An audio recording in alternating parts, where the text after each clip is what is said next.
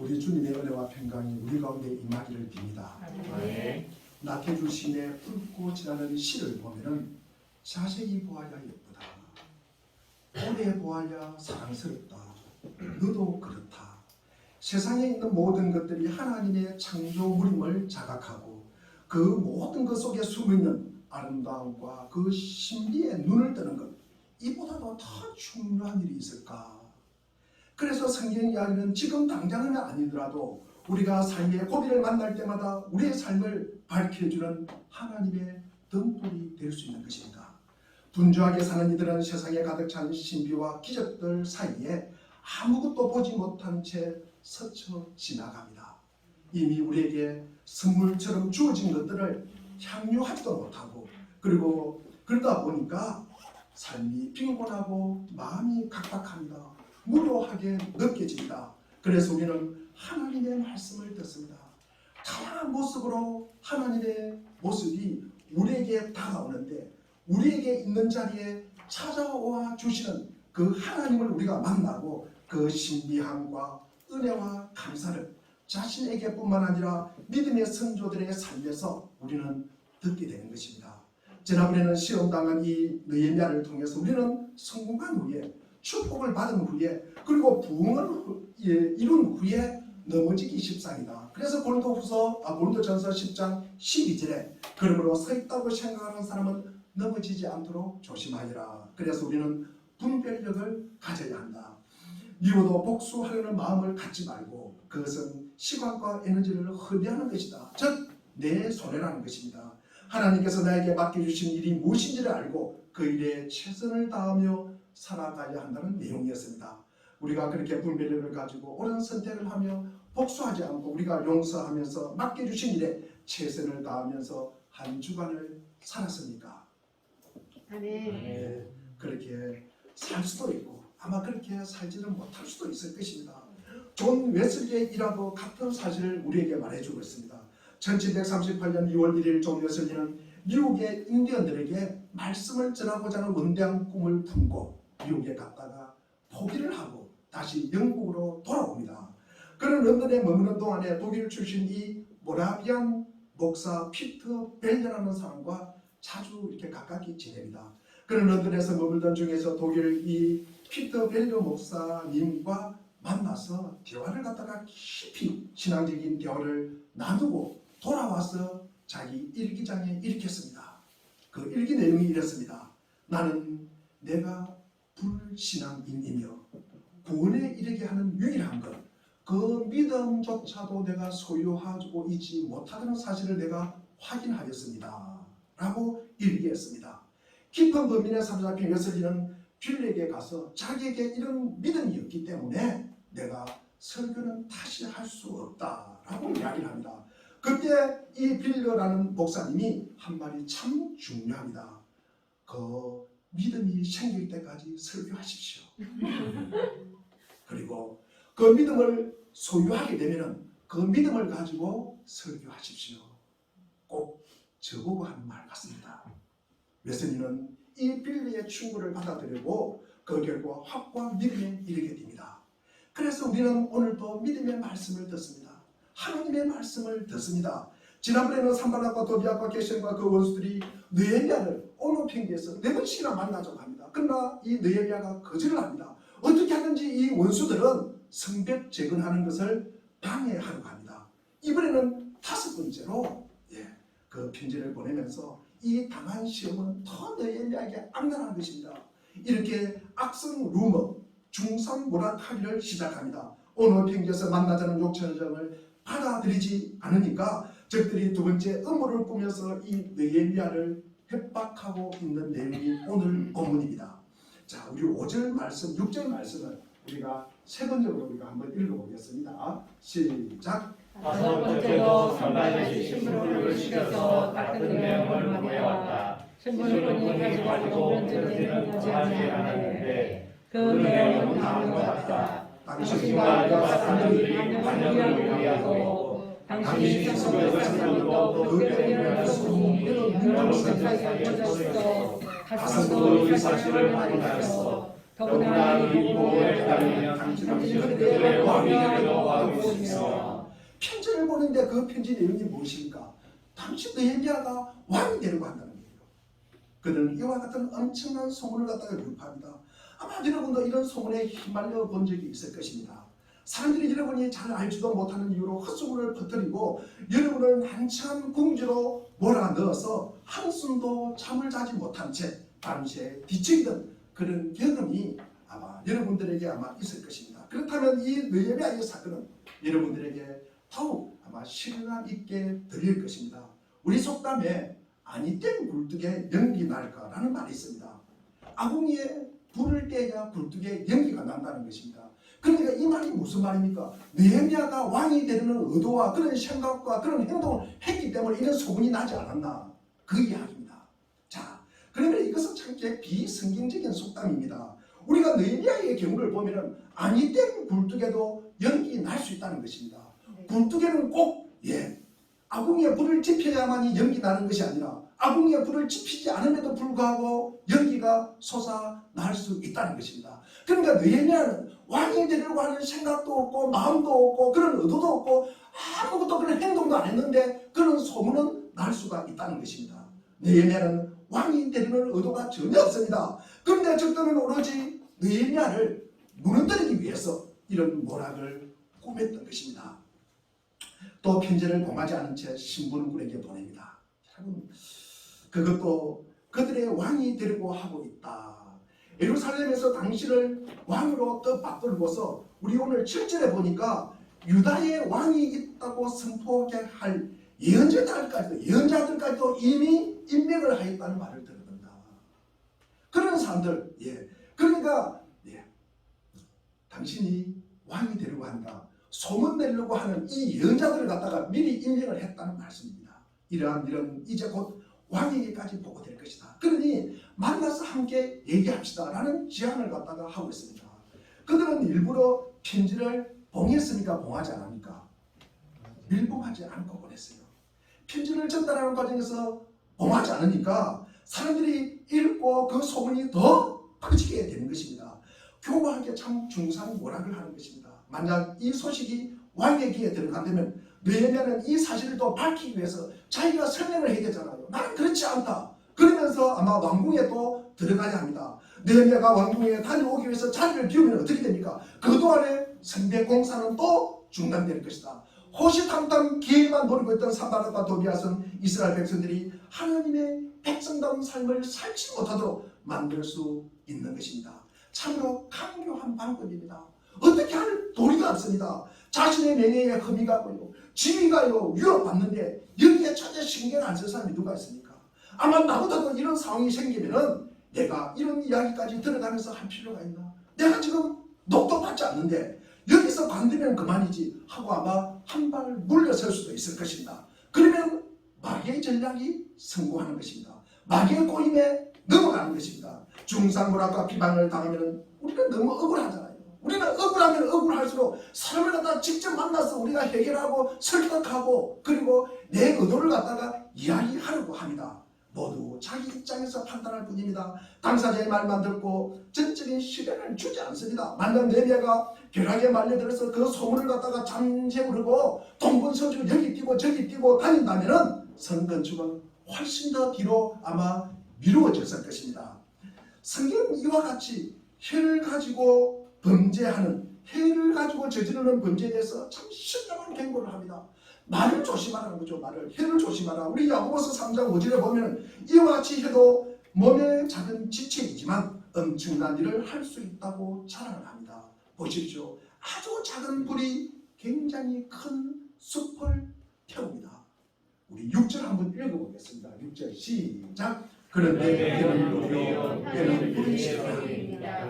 혀는 지체이지만 몸을 더럽히며 인생의 수레바퀴에 불을 지르고 결국은 영혼도 개인의 불에 빠집니다. 작은 불씨가 온 나라와 숲을 태우듯이 혀는 사람들에게 커다란 피해를 준다는 경고입니다. 혀는 인생의 수레바퀴에 불을 지르고 결국 개인나의 불, 개인나의 불이 무엇입니까? 지옥불이라는 것입니다. 지옥불에 던져진다는 말씀입니다. 사람들의 혀를 통해서 이루어지고 있는 이 거짓말, 거짓 선전, 그리고 중상모략을 통해서 상처 입고 가슴이 찢어지고요. 그리고 공동체가 파괴되고요. 가정이 분열되고요. 교회 질서가 유린되고요. 한 나라가 파괴되는 어려움을 갖다가 우리는 너무나 자주 보게 됩니다. 잘 들으시고 한번 답을 맞추어 보시기를 바랍니다. 나는 누구에게도 치명적인 타격을 가할 수 있는 힘과 기술을 가지고 있습니다. 나는 상대방을 죽이지 않고도 눌러 이길 수가 있습니다. 나는 가정과 교회와 국가를 파괴합니다. 나는 어떤 건강한 사람의 건강도 파괴할 수 있습니다. 나는 어떤 담대한 사람도 좌절시킬 수가 있습니다. 나는 날개를 타고 바다를 비행할 수 있습니다. 나는 진리와 정의와 사랑을 경멸합니다. 나는 나의 희생자를 전 역사에 그리고 전 나라에 전 세계에 갖고 있습니다. 나는 바닷가의 모래알보다도 더 많은 노예를 거느리고 있습니다. 나는 결코 망각하지 않습니다. 나는 결코 용서하지 않습니다. 내 이름이 무엇입니까? 내 이름이 해치니까. 내 이름이 무엇이에요? 내자로 이야기하면 중상모략이고요. 헛된 악성 무음입니다. 거짓 소문입니다. 이 중상모략으로 이 혀의 범죄로 우리는 얼마나 시달려 왔습니까? 아니 우리들 자신이 어느 날 나도 모르게 사탄의 도구가 되어서 남을 중상모략한 적은 없습니까? 우리 마음속에 누구에게나 남이 잘못되었다는 소문과 소식을 들으면 오히려 기분이 좋아하는 성질이 있습니다. 이게 인간의 재성이에요. 인간의 재성입니다. 어느 한 청교도는 자신이 중상모략의 범죄를 짓지 않기 위해서 어떤 사람에 관한 소문을 들을 때 자신이 어떤 태도를 취해야 될지를 자신의 행동의 원칙을 정해놨다는 것입니다. 그래서 그는 남에 관한 나쁜 소문을 갖다가 듣게 되면 다음과 같은 질문을 세 가지를 하게 됩니다. 첫째, 이것은 사실에 근거한 소문인가? 그리고 내가 이것을 본인에게 확인을 했는가? 그리고 세 번째는 그것이 사실이라 할지라도 내가 들은 말을 다른 사람에게 전달하면 이것이 하나님께 영광이 되는가? 그리고 그 당사자인 형제 자매가 유익이 되는가? 이 세 가지 질문을 통해서 자기의 혀와 언어 생활을 조정하기로 결정했다는 것입니다. 어느 주일학교 학생 하나가 자기 어머니에게 와서 이렇게 묻습니다. 엄마, 도둑질하는 것과 거짓말하는 것 중에 둘 중에 어느 것이 더 나쁜 죄입니까? 어느 것이 더 무거운 죄입니까? 이렇게 물었습니다. 그의 어머니가 한참을 생각했습니다. 여러분들도 한번 생각해 보십시오. 거짓말과 도둑질 두 가지 중에 어느 것이 더 무거울까?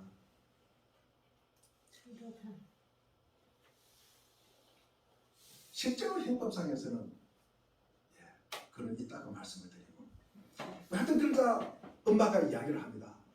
이게 도둑질이 좀 무거운 것 같아. 그러니까 아이가 다음 같이 대답을 합니다. 엄마, 나는 그렇게 생각하지 않아. 참 똘똘한 아이죠. 아마 교회를 잘 다니고 믿음이 좋은 아마 아이는 어릴 때부터 아마 이럴 것이다. 도둑질한 물건은 다시 돌려줄 수가 있지만 남에 관해서 잘못 말한 거짓말은 다시 돌려줄 수가 없잖아요. 사실 실제로 형법상에 거짓말한 것은 그렇게 큰 죄가 안 됩니다. 도둑질이 더 큰 죄입니다. 우리는 다른 사람의 명예를 더럽힌 다음에 그것을 취소할 수가 없습니다.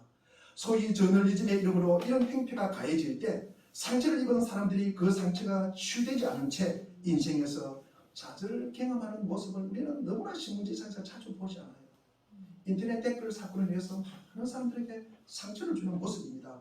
우리가 비판은 필요한 것입니다. 그러나 우리가 사회에 덕을 끼치는 비판을 얼마나 우리가 정확하게 할 수 있는가는 다시 한번 우리가 생각해 볼 필요가 있습니다. 성경은 우리에게 어떻게 말하고 있습니까? 우리 에베소서 4장 29절에 보면은 나쁜 말은 입 밖에 내지 말고 덕을 세우는데 필요한 말이 있으면 적절한 때에서 듣는 사람에게 뭐가 되게 하라? 은혜가 되게 하라. 은혜가 되게 하라. 말이라는 것은 사실을 말하는 것 그 이상의 책임을 갖다가 요구합니다. 내가 하는 말이 사실일 뿐만 아니라 듣는 사람에게 은혜가 되어야 되는 것이에요. 은혜가 되어야 된다는 것입니다. 그것까지도 우리가 고려를 갖다가 해야 된다는 것입니다. 사실일지라도 상대에게 덕이 되지 않고 상처가 되지 않으면 우리가 그 말은 거둬야 되는 것입니다. 하지 않아야 하는 것입니다. 그 이어서 우리가 에베소서 4장 30절 말씀을 한번 보겠습니다. 30절에 보면은 읽겠습니다. 시작. 하나님의 성령을 거해야 하십시오. 여러분의 성령을 성령을 세서 구속을 하기 위하여 지신지 살았습니다. 예. 우리가 더러운 말을 갖다가 하지 말라. 이 말은 굉장히 은혜롭게 하여라. 로고 한 말 그 직후에 바로 30절에 뭐라고 이야기합니까? 이는 잘못된 은혜 생활. 그러니까 남을 향하는 은혜 생활은 뭐다? 성령을 갖다가 근심하게 하는 거예요. 성령을 근심하게 하는 것이다. 자문에서도 우리가 6장 6절에 보면은 하나님이 미워하는 것. 우리 주님이 싫어하는 것이 67가지가 있대요. 7가지가 있다고 합니다. 우리 19절에 보니까 거짓을 증언하는 사람, 친구 사이를 이간하는 사람을 하나님이 참 싫어한대요. 싫어한대요. 우리가 골로새서 4장 6절에도 기록하고 있습니다. 여러분의 말은 소금으로 맛을 내야 된다는 거예요.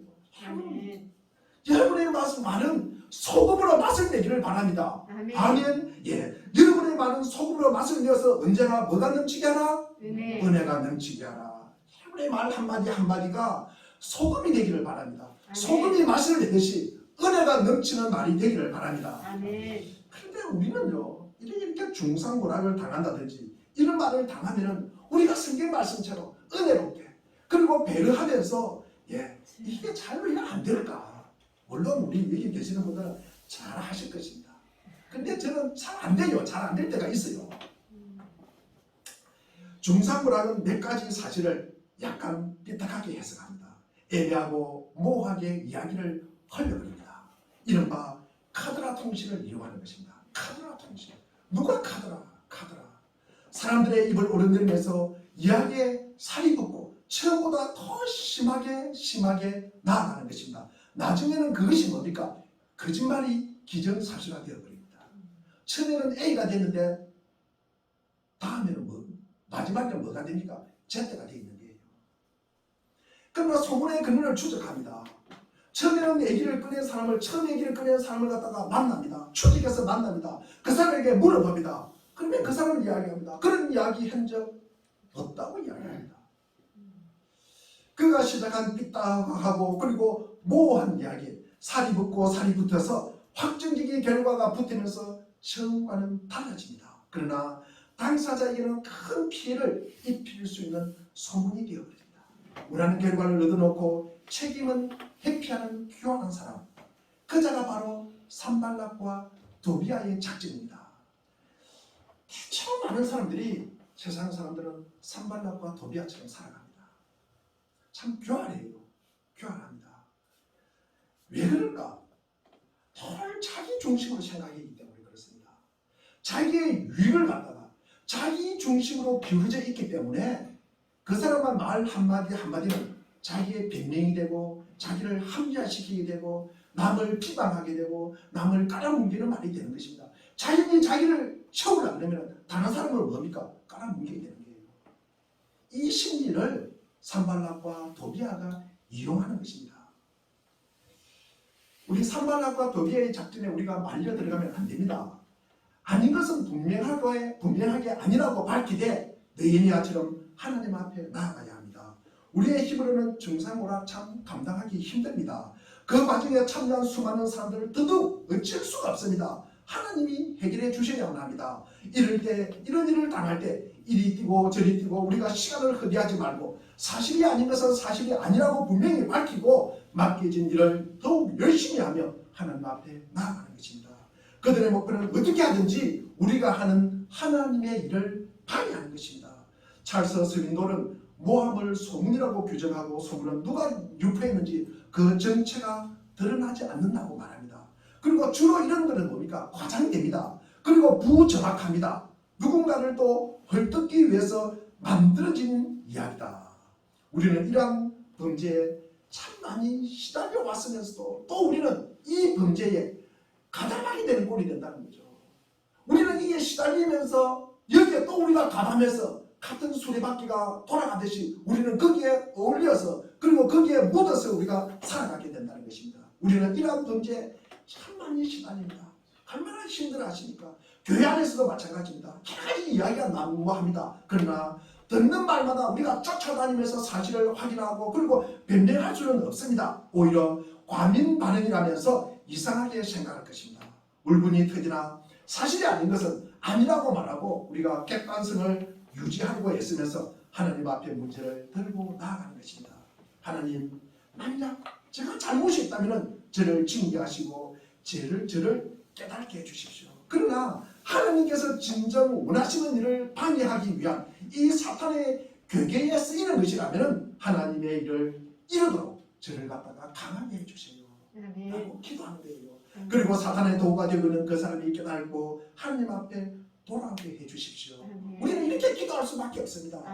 억울한 것을 풀겠다고 인생을 낭비하지 마십시오. 그것은 영적으로 우리가 손해보는 일입니다. 우리가 악한 사탄에게 걸려 넘어가는 일입니다. 귀한 시간을 우리는 허비하게 되는 것입니다.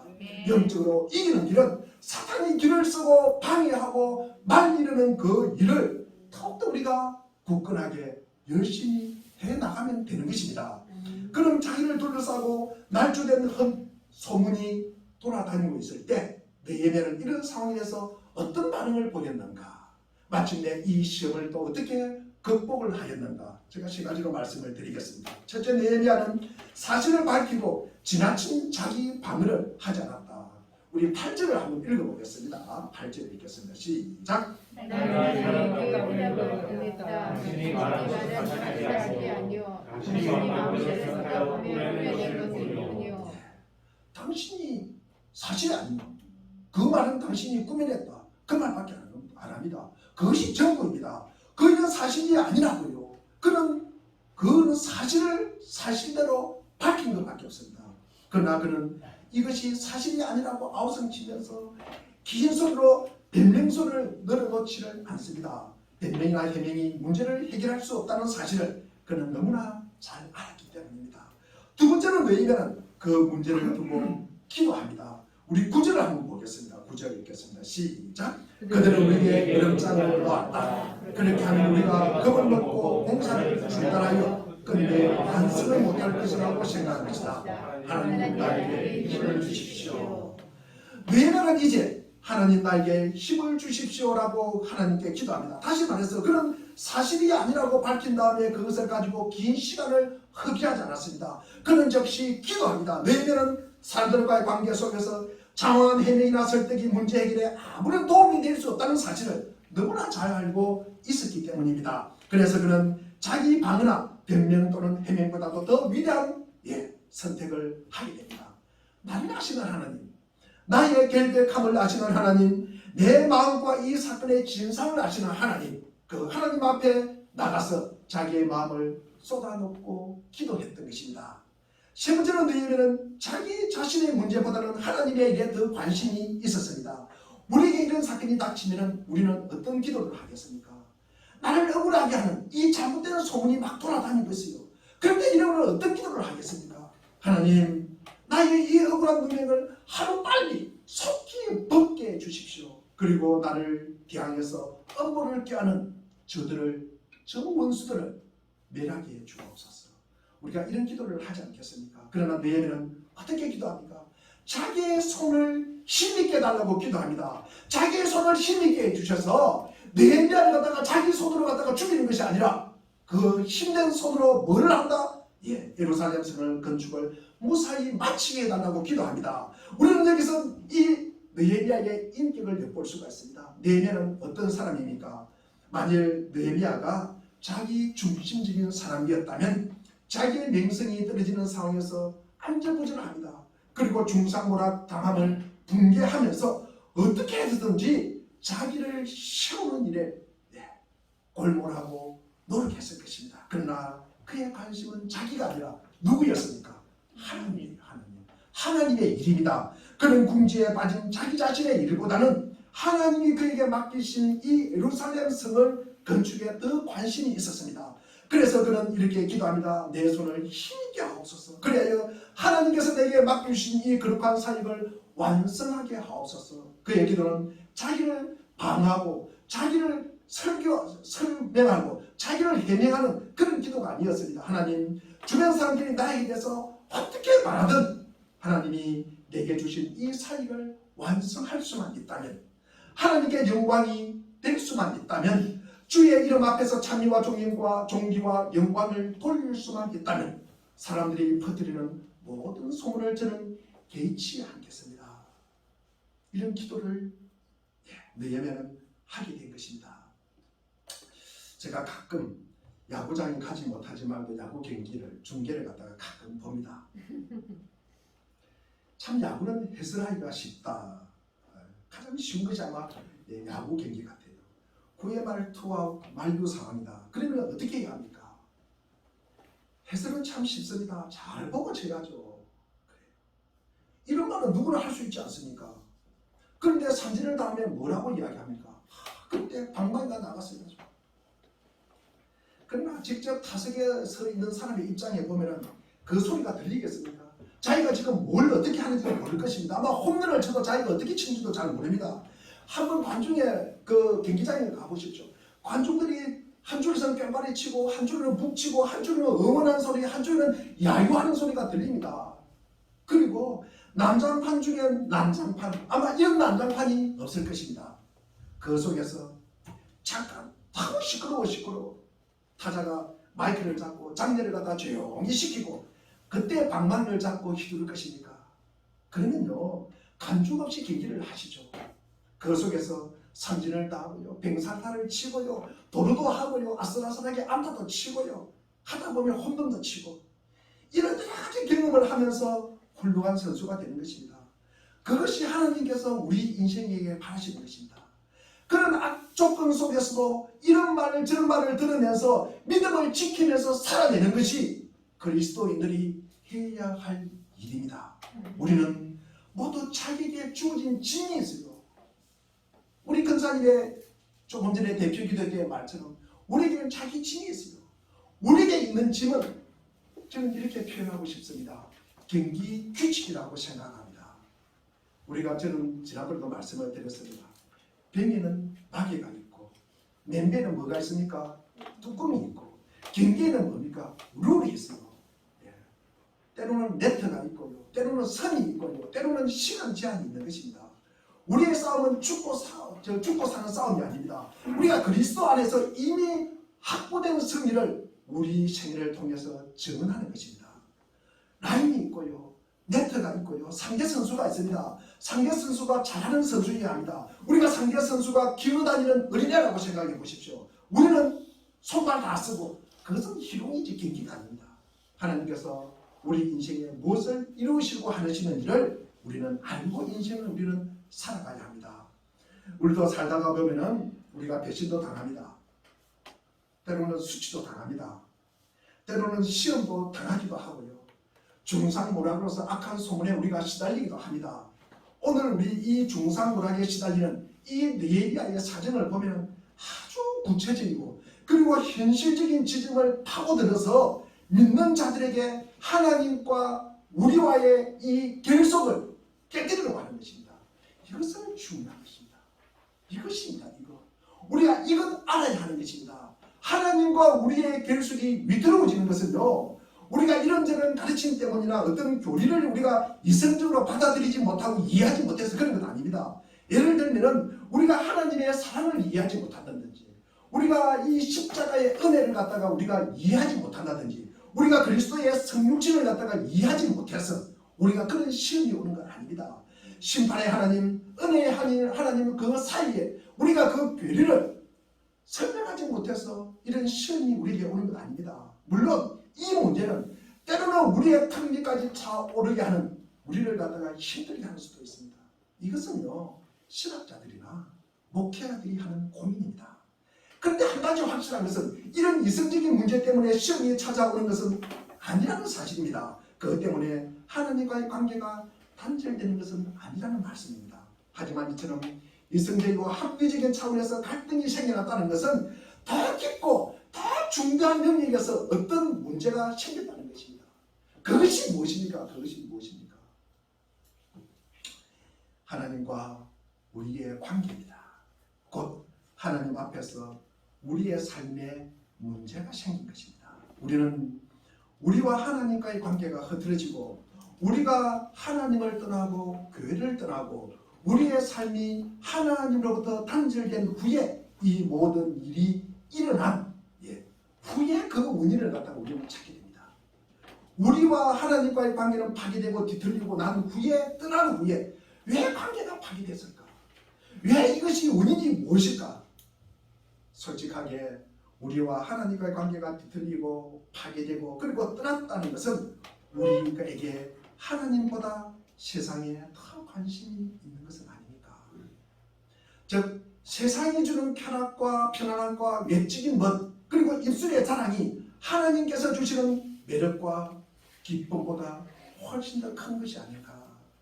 우리는 하나님과 우리의 관계에 틈이 생기기를 기대하고 있는 것은 아닌가? 하나님으로부터 벗어나려고 하는 무슨 꼬투리를 갖다가 우리가 잡으려고 하는 것 아닌가? 즉 우리의 감정대로 하고 싶은 이 욕망이 더 크게 우리에게 꿈틀거리는 것은 아닌가? 욕망이나 쾌락에 그리고 소유에게 더 우리가 기울어져 있는 것은 아닌가? 그리고 눈에 보이는 매력에 우리는 빠져 있는 것이 아닌가? 그게 바로 우리가 하나님을 배반하는데 그리고 하나님을 멀리하는데 우리가 시험이 들었다고 하는데 훨씬 이것을 쉽게 만드는 원인이 아닌가? 좀 더 앞으로 빨리 달려가는 발이 아닌가? 그게 바로 우상 숭배요 시험입니다. 예를 들어서 제가 쉽게 한 가지 말씀을 드리겠습니다. 예를 들어서 친구가 오늘 주일 예배를 마치고 집에 갔는데 10월달에 설악산으로 단풍 구경을 가재요.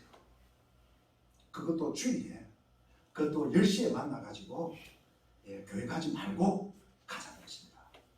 여기서 친구의 제의를 거부하지 못하는 수십 가지 이유를 우리는 만들어낼 수가 있습니다. 첫째로 그 친구와는 30년, 40년, 50년 지기다. 그래서 내가 거절하지 못한다. 이 친구가 나에게 처음이자 마지막으로 나에게 이런 제의를 해왔다. 그래서 내가 거절하지 못했다. 내가 예전에 이 친구에게 참 신세진 것이 많다. 그리고 내 자녀도 신세진 것이 많다. 그래서 내가 거절하지 못한다. 받을 게 많기 때문에. 더하여 내가 같은 고향이고 때로는 같은 동창이고 같은 직장에 다니기 때문에 매일 얼굴 보기 때문에 내가 거절하지 못한다. 그러나 그것은 본질적인 원인은 그건 아닙니다. 본질적인 원인은 그것이 아니라는 거예요. 하나님과 나와의 관계에 결함이 생긴 거예요. 내가 가고 싶은 소원이 하나님보다 더 앞서 있었던 것은 아닌가. 우리는 우리를 잘 안다고 하지만도 우리가 10편 139편 23절에 보면은 하나님 나를 사시 살펴보시고 내 마음을 알아주십시오. 나보다도 더 잘 알고 계시는 하나님이 계시는 것입니다. 우리는 다시 한번 우리와 하나님과의 관계를 살펴보는 것입니다. 우리는 왜 창조주 하나님 앞에서 우왕좌왕할까? 우리는 왜 그분에 대한 믿음이 흔들릴까? 우리는 왜 무슨 근거로 다른 신에게 눈을 돌릴까? 왜 단풍이 좋고 바람이 좋고 이탈하고 싶은 마음이 생길까? 그런 우상과 세계관에 눈을 돌리게 되었는지 그들 나름대로 탁월한 근거를 제시를 합니다. 그 근거는 거짓일 가능성이 많습니다. 원래 자기 밑바탕에 있는 소원에다가 이성적으로 그럴싸한 것을 갖다가 더 쉬운 것에 불과한 것입니다. 원인과 근거가 확신을 만들어내는 것이 아닙니다. 확신이 원인과 근거를 만들어내는 것입니다.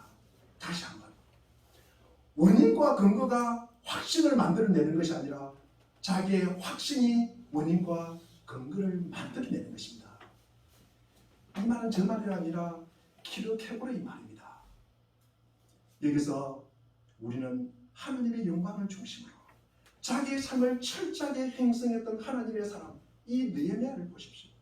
그는 자기를 벗어난 사람입니다. 그리고 하나님의 거룩한 사익에 자기 자신을 던진 사람입니다. 내 손을 힘있게 하여 맡겨주신 거룩한 사익을 완성하는 일에 최우선으로 삼는 사람이 이 느헤미야입니다. 그래서 그는 조롱을 당해요. 그리고 그는 비웃음을 당해요. 그는 중상모락을 당합니다. 그런 상황에서도 그 시선이 어디를 향하고 있습니까? 누구를 바라보고 있습니까? 하나님을 바라보는 것입니다. 그리고 하나님께서 나에게 맡겨주신 그 일에 온 관심을 기울이는 것입니다. 내가 비방을 받고 내가 중상모란을 당하고 내가 흠집이 생기고 내 맹성에 금이 가더라도 하나님의 일만 할 수 있다면, 하나님이 맡겨주신 이 성벽을 갖다가 건설할 수 있다면, 이것을 완공할 수만 있다면 거기에 온 관심이 집중되어 있는 것입니다. 하나님, 내 손을 힘있게 하옵소서. 그래서 내가 할 일을 다하게 하옵소서. 맡겨주신 그 일을 다하여 주 앞에서 찬양과 영광을 돌리게 하옵소서. 이렇게 기도하는 것입니다. 요즘 우울증이 많아요. 경쟁에 함몰된 이들의 마음이 거칠어지고 있는 현실입니다. 그렇다 보니까 악한 소문으로 어떻게 하든지 하나님에게서 분리시키고 넘어뜨리게 하는데 해당이 되어 있습니다. 그래서 우리 그리스도인들은 그 안에서 살아있는 존재의 신비와 놀라움을 느끼는 것이 참으로 중요합니다. 참 내가 살아있다는 이 살아있는 존재와 그 신비와 그 놀라움을 이 좋은 가을에 느끼시기를 바랍니다. 이것보다 중요한 것 없습니다. 남들과 비교하지 마십시오. 턱없이 우월의식을 느끼고 있는 이들이 있어요. 그리고 열등감에 또 파묻혀 있는 이들이 있습니다.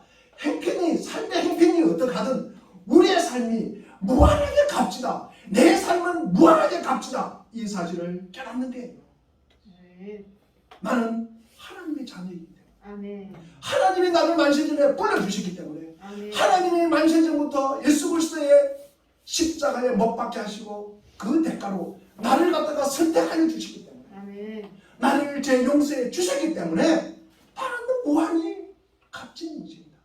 값진 삶을 살고 있다. 그래야 인생의 고마움을 느끼면서 우리가 늘 그렇게 살아가시기를 바랍니다. 일상 속에서 우리가 거룩함을 지향하고 작은 일에 만족하고 우리가 기뻐하면서 살 수 있는 이 내면을 갖다가, 이 내면, 그 모습이 아니라 이 내면을 우리가 기르고 채우고 그리고 자라게 하는데 관심을 갖고 우리가 마음을 쏟기를 바랍니다. 그리하면 하나님의, 사람의 이해력을 뛰어넘는 하나님의 평강이 그리스도 예수 안에서 우리의 마음과 생각을 지켜주실 것입니다. 기도하겠습니다.